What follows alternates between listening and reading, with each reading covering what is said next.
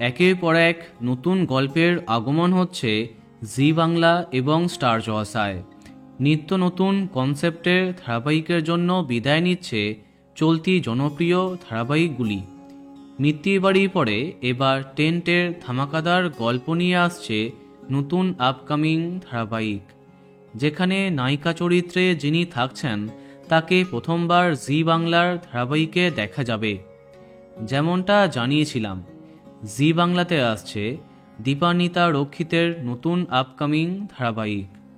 Ten cinema বরাবরই নানা খেলা নিয়ে গল্প বানিয়েছে, আর যেমনটা কথা ছিল ঠিক তেমনই এবার দীপান্বিতাকে দেখা যাবে একজন হকি খেলোয়াড়ের চরিত্রে। সে পরিবারে সবচেয়ে ডানপিঠে মেয়ে, অন্যায় দেখলে প্রতিবাদ করে, হকি স্টিকের মাধ্যমে জব্দ করে। বেশ কদিন আগেই এই আপকামিং ধারাবাহিকের আপডেট তোমাদের দিয়েছিলাম, তবে তার নায়ক কে হচ্ছে তা তখন জানা যায়নি। অবশেষে জানা গেল সেই রাশি গোয়েন্দাগিন্নি ধারাবাহিকের পরে আবার জি বাংলার নতুন গল্পে নায়ক হচ্ছেন ইন্দ্রজিৎ বসু।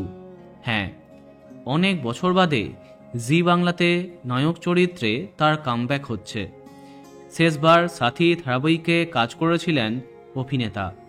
এবার জি বাংলার আপকামিং গল্পে প্রধান চরিত্রে আছেন দীপান্বিতা রক্ষিত এবং ইন্দ্রজিৎ বসু। তো বন্ধুরা, এই নতুন জুটি তোমার কেমন লাগলো কমেন্টে জানাতে পারো।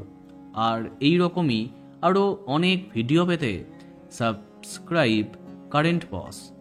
ধন্যবাদ।